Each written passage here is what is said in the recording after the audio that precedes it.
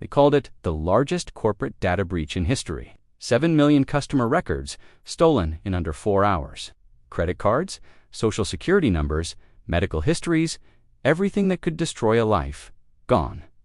My name is Gary Rivers, and for 15 years, I was the architect of digital fortresses, chief encryption engineer at Riverside Technologies, the company that promised unbreakable security to banks, hospitals, and government agencies across 3 continents. I didn't just work there, I built the very foundations that everything else stood on. I started at Riverside in 2009, fresh out of MIT with a PhD in cryptographic systems and a head full of dreams about changing the world through mathematics. Back then, the company was small but ambitious, led by founders who understood that data security wasn't just about protecting information, it was about protecting trust itself.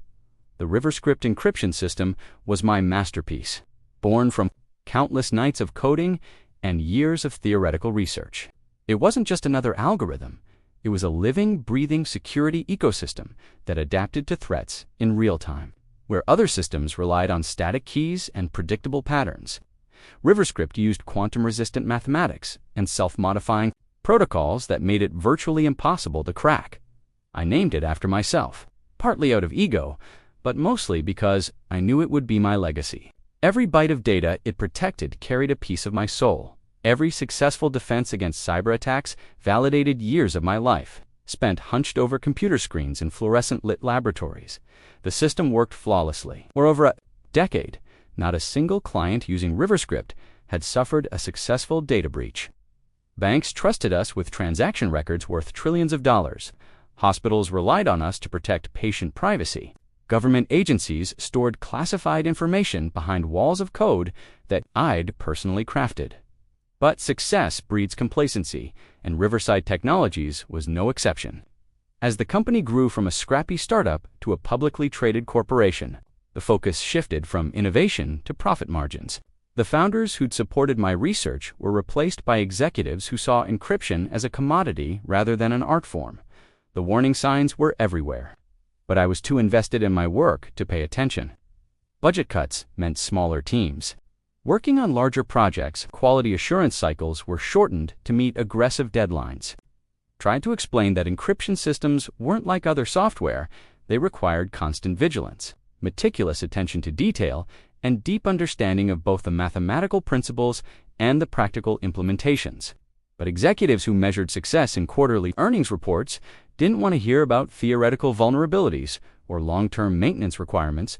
Still, I believed that my reputation and track record would protect both me and the systems I'd built.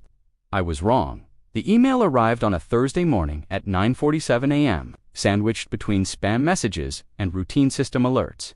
The subject line read, "Employment Status Update," and it came from HR rather than my direct supervisor.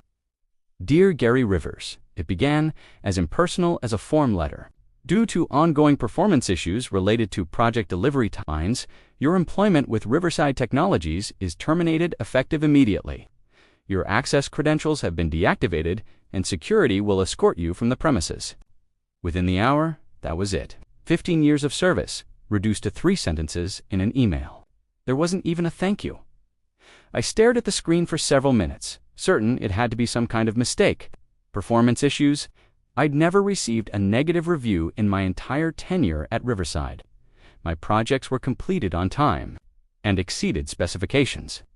The RiverScript system had generated hundreds of millions in revenue and established the company as a leader in enterprise security. But when I tried to access the development servers to check on ongoing projects, my credentials were already disabled. My company email account was locked.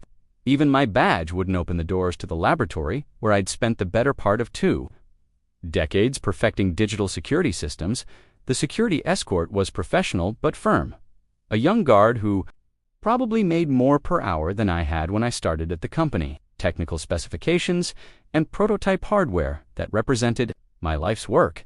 As I packed my belongings into a cardboard box, I tried to piece together what had really happened. The official reason, slow project delivery, was obviously fabricated. My last major update to RiverScript had been completed ahead of schedule and under budget. But there had been tension with the new management team, led by Chief Technology.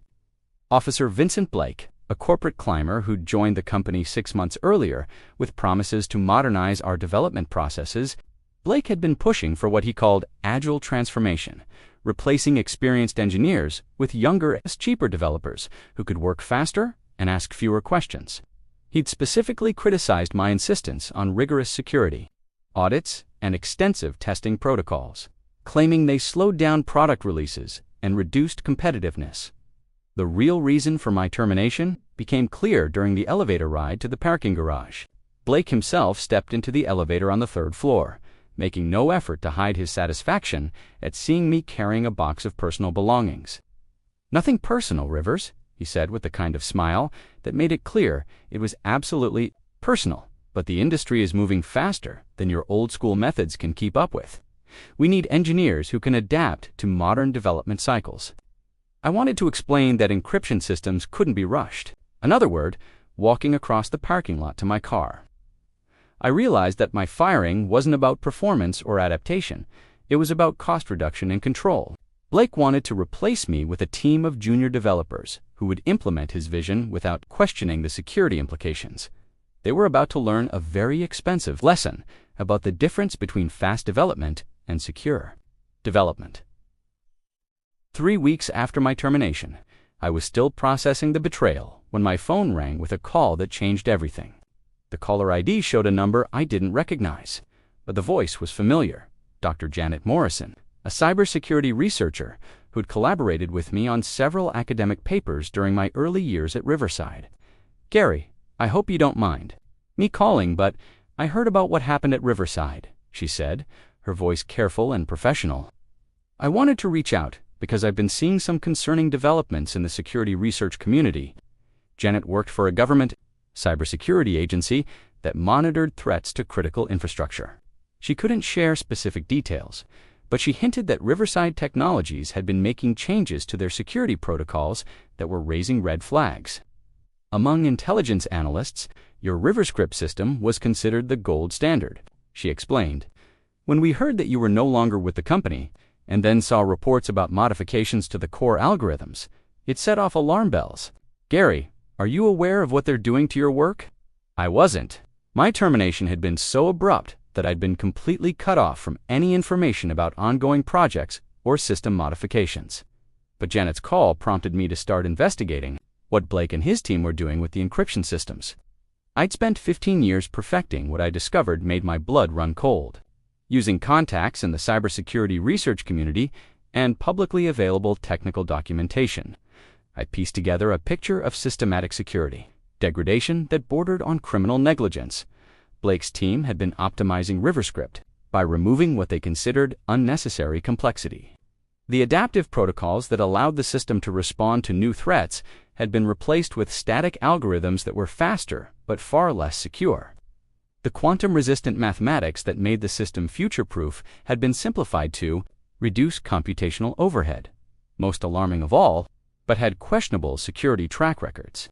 The self-modifying protocols that were the heart of RiverScript's defense capabilities had been disabled entirely, replaced with conventional encryption methods that were decades behind the state-of-the-art. But the worst discovery came when I accessed technical forums where Riverside's new development team was openly discussing their work. They were treating my life's work like legacy code to be refactored, referring to my carefully crafted security measures as paranoid over-engineering and technical debt. One forum post particularly enraged me. A developer who'd been hired to replace me had written, "Finally got rid of all the crazy defensive programming that Rivers guy left behind. System runs 40% faster now, and the code is actually readable. Don't know what he was so worried about. Nobody's going to spend months trying to crack enterprise encryption when there are easier targets available." The arrogance was breathtaking. They genuinely believed that security was just an inconvenient obstacle to performance optimization, that the mathematical principles I'd implemented were unnecessary complications rather than essential protections. I tried to warn them. Despite my anger over the termination, I still felt responsible for the clients who depended on RiverScript for protection. I sent emails to Blake's team, submitted detailed technical reports through former colleagues, even contacted Riverside's board of directors directly. Every attempt was dismissed or ignored.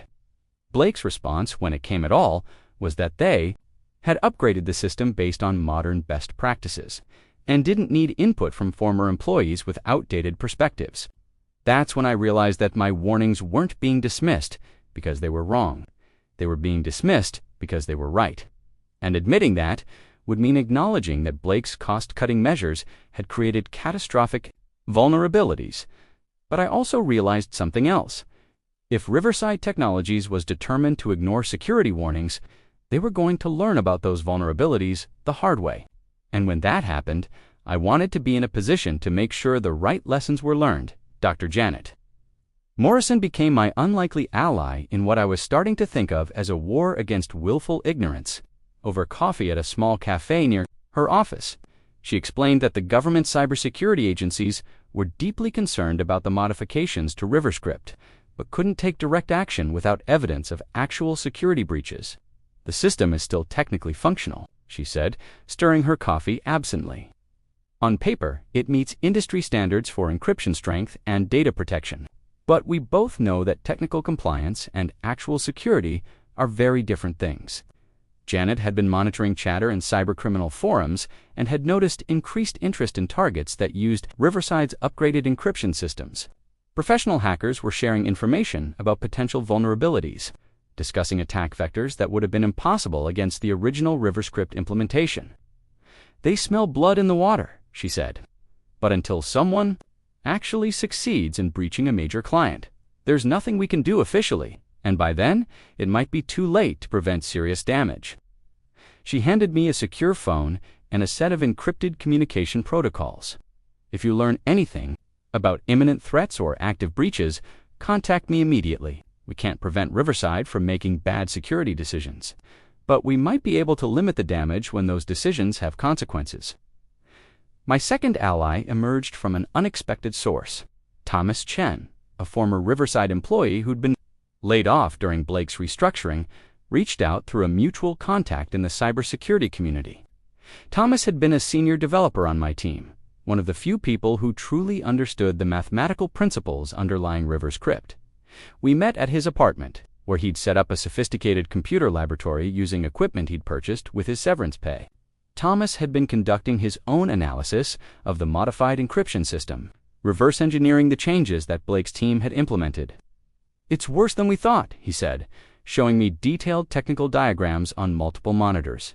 They didn't just simplify the algorithms, they introduced fundamental mathematical errors that create predictable patterns in the encrypted data.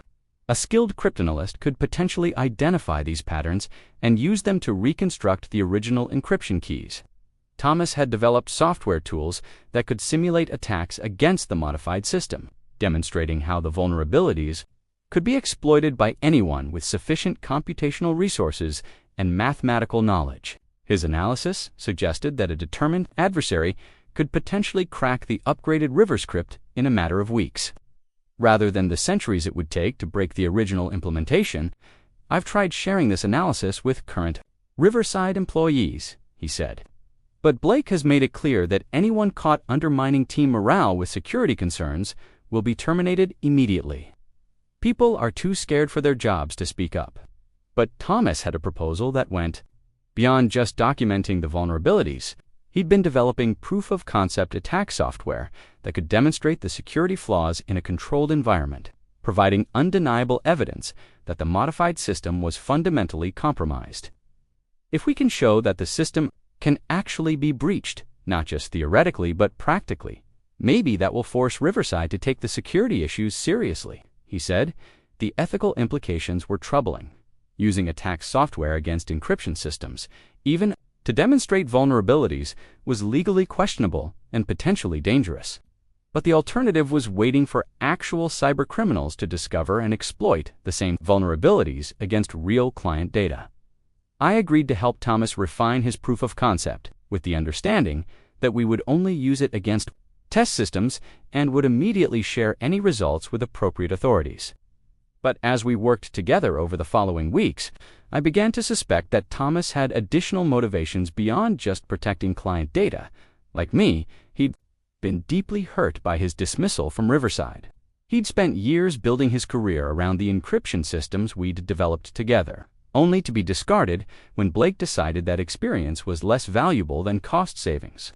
There was anger in his work, a desire for vindication that went beyond professional concern for cybersecurity. My third confrontation was with Blake himself. Despite the restraining order that prevented me from approaching Riverside's facilities, I managed to arrange a meeting through a neutral intermediary, a venture capitalist who served on Riverside's board of directors and had worked with me on several previous projects. Blake agreed to the meeting, probably expecting to gloat about his success in modernizing the company's development processes. We met at an upscale restaurant downtown, the kind of place where business deals are made over expensive steaks and imported wine. "Gary, good to see you," Blake said with false friendliness as he sat down across from me. "I hope you're not here to relitigate your termination. That decision was final and in the best interests of the company." I kept my voice calm and professional. "I'm here because your modifications to RiverScript have created serious security vulnerabilities. I have technical analysis that demonstrates specific attack vectors that could compromise client data." Blake's expression shifted from fake friendliness to genuine irritation. "Your analysis is based on theoretical scenarios that have no bearing on real-world security. My team has tested the upgraded system extensively, and it meets or exceeds all industry standards." I pulled out a tablet and showed him Thomas's vulnerability analysis, explaining in detail how the mathematical errors in the modified algorithms created predictable patterns that could be exploited by skilled attackers. Blake glanced at the data but dismissed it with a wave of his hand. "This is exactly the kind of paranoid thinking that held back innovation at Riverside for years," he said. "You see threats everywhere because you built unnecessarily complex systems that were impossible to maintain efficiently. My team has streamlined those systems while maintaining all essential security functions." The conversation deteriorated from there. Blake made it clear that he considered my concerns to be the bitter complaints of a disgruntled former employee, and that Riverside had no intention of reverting to what he called outdated security practices. When I mentioned that government cybersecurity agencies were monitoring the situation, he accused me of trying to damage the company's reputation out of spite. "You built your career on making people afraid of imaginary threats," he said as he stood to leave. "But the market has moved beyond fear-based security approaches. Riverside's clients want efficiency and performance, not paranoid over-engineering." Watching him walk away, I realized that Blake genuinely believed his own rhetoric. He wasn't deliberately putting client data at risk, he simply lacked the technical knowledge to understand the consequences of his decisions. But ignorance wasn't going to protect Riverside's clients when the vulnerabilities were inevitably discovered and exploited. That night, I made a decision that would define the rest of my career and potentially destroy my reputation. If Blake and Riverside Technologies were determined to ignore security warnings, I would have to make sure those warnings became impossible to ignore. My attempts to expose Riverside security vulnerabilities through official channels hit one obstacle after another. The cybersecurity agencies Janet worked with were interested in my analysis, but couldn't take action without concrete evidence of actual breaches. Industry organizations dismissed my warnings as the complaints of a disgruntled ex-employee. Even academic conferences rejected my papers on the grounds that they contained potentially sensitive information about proprietary systems. Meanwhile, Blake wasn't content to simply ignore my warnings. He was actively working to discredit them. Using Riverside's corporate legal team, he filed cease and desist orders claiming that my technical analysis violated trade secret protections and non-disclosure agreements. My former colleagues were instructed not to communicate with me about any work-related topics, and several universities were pressured to distance themselves from my research. The harassment escalated when private investigators began showing up at my apartment, asking neighbors questions about my activities and financial situation. My bank accounts were frozen, pending an investigation into alleged misuse of corporate resources during my employment at Riverside. My professional reputation was systematically dismantled through whisper campaigns that portrayed me as unstable and vindictive. But the most devastating setback came when Thomas disappeared. We'd been working together for 6 weeks, refining his proof of concept, attack software, and preparing a comprehensive demonstration of the vulnerabilities in Riverside's modified encryption system. Then suddenly, he stopped responding to my calls and messages. When I went to his apartment, I found it empty. His sophisticated computer laboratory was gone, along with all the research materials and analysis tools we'd developed together. His neighbors said he'd moved out in the middle of the night, claiming he'd gotten a new job that required immediate relocation. A week later, I understood what had really happened. Riverside Technologies announced that they'd hired a new senior, security analyst Thomas Chen, my former ally, returning to the company that had previously laid him off. The press release praised his fresh perspective on modern cybersecurity challenges and his commitment to balancing security requirements with operational efficiency. Thomas had been recruited, just like Amanda Torres in my previous life. Those weeks we'd spent documenting vulnerabilities. All the proof-of-concept attack software we'd developed together, he'd been reporting back to Blake the entire time, providing intelligence about my activities and plans. The betrayal stung, but it also revealed how sophisticated Blake's strategy really was.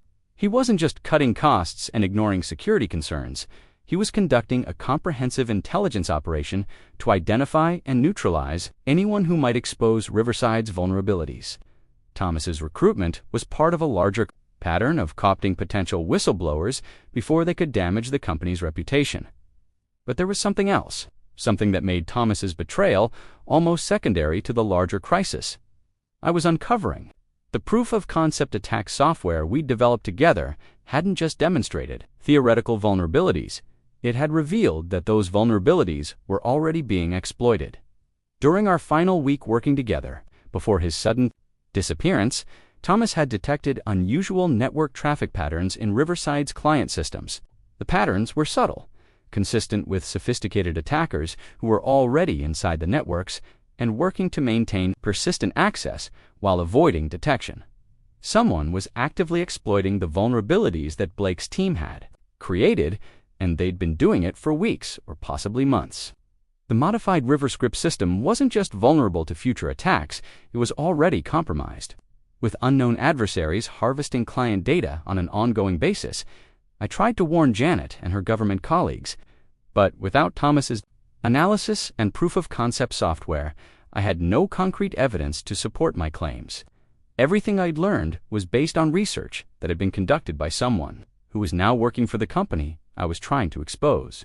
Legal team had obtained injunctions preventing me from publicly discussing any technical details about Riverside systems. I was effectively silenced, unable to share what I knew about the ongoing breaches without facing criminal charges for violating trade secret protections. All I could do was wait and watch, monitoring news feeds and cybersecurity forums for signs of the inevitable disaster. Every day that passed meant more client data being harvested by unknown attackers, more potential victims whose personal information was being stolen while Riverside's executives focused on quarterly earnings reports. The waiting was agony, but it also gave me time to prepare. If I couldn't prevent the disaster through official warnings, I could at least make sure I was ready to respond when the truth finally came to light. And when that happened, I intended to make sure that everyone understood exactly who was responsible for the catastrophe that could have been prevented. The breach announcement came on a Friday morning, buried in a routine SEC filing that most investors would never read. Riverside Technologies disclosed a limited cybersecurity incident affecting a small subset of client data, with assurances that the situation was contained and under investigation by appropriate authorities. But I knew it was much worse than they were admitting. The language in the filing was carefully crafted to minimize legal liability and stock price impact, but it couldn't hide the fundamental reality. The vulnerabilities I'd been warning about for months had finally been exploited on a massive scale. The truth emerged over the following days. As investigative journalists began digging into the story, the limited incident had actually compromised data from over 200 major clients, including banks, hospitals, and government agencies. The small subset of affected records numbered in the millions, containing everything from financial information to classified government documents. Most damaging of all, forensic analysis revealed that the attackers had been inside Riverside's systems for over 4 months, since shortly after. Blake's team had implemented their optimizations to my original encryption algorithms The attack hadn't been a sudden breach, but a slow, methodical harvesting operation that had gone undetected because the modified security systems lacked the adaptive monitoring capabilities I'd originally built into RiverScript. Janet called me the day the full scope of the breach became public. Her voice was grim but unsurprised. "The forensic teams are confirming everything you predicted," she said. "The mathematical vulnerabilities in the modified algorithms, the predictable patterns. In the encrypted data, even the specific attack vectors you identified, it's like the hackers were using your analysis as a roadmap." That comment hit me like a physical blow. The hackers weren't just exploiting vulnerabilities that Blake's team had accidentally created, they were using research that I had helped develop, the proof-of-concept attack software that Thomas and I had worked on together, the detailed vulnerability analysis I'd shared with him. All of it had somehow made its way to the actual cyber criminals who'd conducted the breach. The implications were staggering. Either Thomas had deliberately shared our research with the attackers, or someone at Riverside had leaked the information after Thomas rejoined the company. Either way, my own work had been turned against the very clients I'd spent 15 years trying to protect. But as the investigation continued, an even more disturbing picture emerged. The attackers hadn't just exploited technical vulnerabilities they'd had inside. Knowledge of Riverside's client relationships, security protocols, and even the specific timing of system maintenance windows. The breach had been conducted with a level of sophistication and inside information that suggested it wasn't just a random cybercriminal operation. Government investigators discovered encrypted communications between the attackers and someone inside Riverside Technologies. The communications were heavily coded, but intelligence analysts were able to determine that the insider had been providing detailed information about client vulnerabilities and optimal attack timing. The insider was never publicly identified, but I had my suspicions. Blake's aggressive cost-cutting measures, his systematic dismantling of security protocols, his recruitment of potential whistleblowers like Thomas, it all suggested a level of coordination that went beyond simple corporate greed. My theory, which I shared with Janet and her colleagues, was that Blake himself was the insider, not working directly with cybercriminals, but creating conditions that made successful attacks inevitable while positioning himself to profit from the chaos that followed. Think about it. Blake had joined Riverside just 6 months before beginning his modernization program. He'd specifically targeted the most experienced security personnel for termination or cooptation. He'd ignored repeated warnings about vulnerabilities while aggressively silencing anyone who tried to expose them. And he'd done all of this while accumulating stock options and performance bonuses that would become incredibly valuable. If Riverside's competitors suffered similar breaches, the perfect crime: systematically sabotage your own company's security, allow competitors' data to be stolen and their reputations destroyed. Then position your modernized systems as the solution to an industry-wide crisis that you helped create. But proving that theory would require evidence that was buried behind layers of corporate legal protection and government classification. All I could do was document my suspicions and wait for investigators to uncover the truth. In the meantime, I had a more immediate concern: unknown criminals, businesses that had trusted Riverside to protect their most sensitive data, might be compromising national security.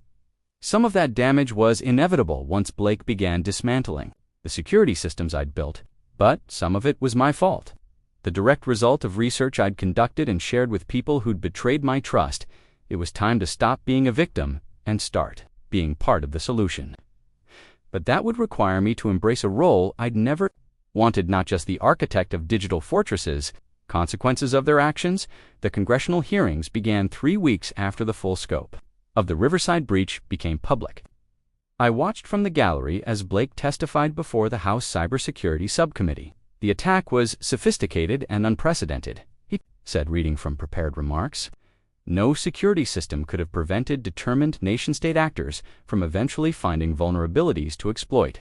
Riverside Technologies followed all industry best practices and exceeded regulatory requirements for data protection. Breach had been enabled by his deliberate dismantling of security measures that would have prevented or detected the attack.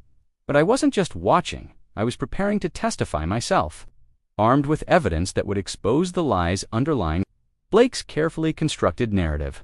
The subcommittee had subpoenaed my testimony after Janet and her colleagues provided them with detailed technical analysis proving that the breach was preventable. When my turn came, I dispensed with corporate speak and bureaucratic deflection. I told the truth plainly and directly about how Blake's cost-cutting measures had systematically destroyed the security protections that had kept Riverside's clients safe for over a decade. The RiverScript encryption system was designed with multiple layers of protection specifically to prevent the kind of attack that occurred, I testified. These protections were removed not because they were ineffective, but because they were expensive to maintain and slowed down development cycles. I presented technical evidence showing exactly how each of Blake's optimizations had created the vulnerabilities that enabled the breach. The mathematical errors in the modified algorithms, the removal of adaptive monitoring systems, state-of-the-art, most damaging of all. I revealed that Blake and his team had been warned repeatedly about these vulnerabilities, but had chosen to ignore or suppress those warnings rather than address them. He made deliberate decisions to prioritize short-term cost savings over long-term security, and when experts tried to warn him about the consequences, he systematically silenced or discredited them. Blake's response was predictable. He accused me of being a disgruntled ex-employee, seeking revenge through false accusations. But his defense crumbled when Thomas Chen unexpectedly appeared as a witness, providing insider testimony about the culture of willful ignorance that Blake had created at Riverside. Thomas's decision to testify against his employer was apparently motivated by guilt over his role in enabling the breach. He'd been recruited by Blake to spy on my activities, but he'd also been ordered to implement security changes that he knew were dangerous. I tried to raise concerns about the vulnerabilities we were creating, Thomas testified, but Mr. Blake made it clear that anyone who questioned his modernization program would be terminated. I was told that my job was to implement his vision, not to second-guess it. The hearings made national news, but they were just the beginning of my campaign for accountability. I'd spent months preparing for this moment, gathering evidence and building alliances with journalists, investigators, and government officials who were committed to exposing the truth about corporate using connections in the cybersecurity research community. I'd been investigating his background and discovering a pattern of suspicious activity at his previous employers. Companies where he'd worked had suffered security incidents shortly after. He'd implemented efficiency improvements to their systems. The evidence was circumstantial, but compelling. He was deliberately creating vulnerabilities that could be exploited by adversaries who knew exactly where to look for them, whether he was working directly with cybercriminals or simply creating conditions for profitable chaos, that I shared simultaneously with government investigators, major news organizations, and cybersecurity researchers around the world. The report not only documented Blake's activities at Riverside, but connected them to similar incidents at his previous employers, suggesting a career-long pattern of security sabotage. The response was immediate and devastating. Within days, Blake was suspended from his position pending a criminal investigation. Riverside's stock price collapsed as investors realized the full scope of the security failures. Class action lawsuits were filed on behalf of affected clients in data breach. Victims.s, more subtle and more satisfying than any legal proceeding. I'd spent the months after my termination developing a new encryption system, not just an improvement on Riverside's new system, which I called TruthGuard, was specifically designed to be tamper-evident and modification-resistant. Any attempt to optimize or streamline the security protocols would be immediately visible to both clients and regulators. The system would literally prevent future Blake-style sabotage by making it impossible to weaken security without triggering automatic alerts and audit trails. I released TruthGuard as open-source software, available to anyone who wanted genuine security rather than corporate-friendly security theater. Within weeks, it was being adopted by organizations that had lost trust in proprietary systems controlled by profit-driven executives. The irony was perfect. Blake's attempt to destroy my career had actually liberated me to create something far more important than anything I could have built while working for Riverside Technologies. His betrayal had turned me from a corporate employee into an independent advocate for genuine cybersecurity. I'm writing this 18 months after the Riverside breach. From my home office, where I now run River Security Consulting, the business has grown far beyond what I expected, serving clients who want encryption systems designed by someone who understands that security isn't just a technical challenge, it's a moral obligation. Vincent Blake was sentenced to 8 years in federal prison for corporate fraud and conspiracy. The investigation revealed that he'd been working with a sophisticated cybercriminal organization, deliberately creating vulnerabilities in exchange for information about his employer's competitors. The Riverside breach was just one operation. In a larger scheme that had compromised dozens of companies over nearly a decade, Thomas Chen was granted immunity in exchange for his testimony. But his career in cybersecurity is effectively over. He works now as a software developer for a small company that doesn't handle sensitive data, carrying the knowledge that his betrayal contributed to one of the largest data breaches in history. Riverside Technologies survived. Barely. The company was acquired by a larger corporation that implemented comprehensive security reforms and hired most of Blake's victims as consultants to rebuild what he'd destroyed. My original RiverScript system has been restored and improved, protecting client data with the paranoid over-engineering that Blake had dismissed as outdated.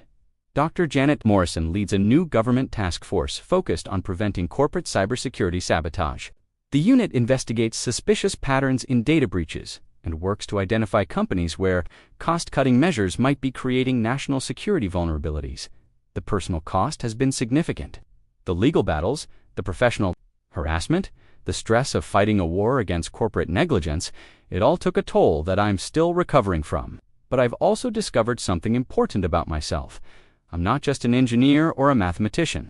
I'm someone who's willing to fight for principles that matter more than personal comfort or professional advancement. The TruthGuard encryption system has been adopted by over 1,000 organizations worldwide, from small nonprofits to major government agencies. Every successful defense against cyber attacks, every data breach prevented, every life protected. By genuine security measures, it all validates the choice I made to fight back against the Vincent Blakes of the world. But I know this isn't over. There are other Blake-style executives at other companies, making the same calculations about short-term profits versus long-term security. There are other talented engineers being fired for being too slow or too paranoid about threats that executives can't or won't understand. My job now is to make sure those engineers know they're not alone and that there are alternatives to corporate security theater, because the next data breach is already being planned, either by external criminals or internal saboteurs who see chaos as opportunity. The question isn't whether it will happen, it's whether we'll be ready when it does. 15 years I spent building digital fortresses for people who saw them as profit centers rather than protection systems. 18 months I've spent learning that sometimes the most important security work happens after the walls have already been breached. When you're fighting to make sure the right lessons are learned and the right people are held accountable, they called it the largest corporate data breach in history. But I call it the moment when I stopped being an employee and became a guardian. The encryption war isn't over, it's just beginning.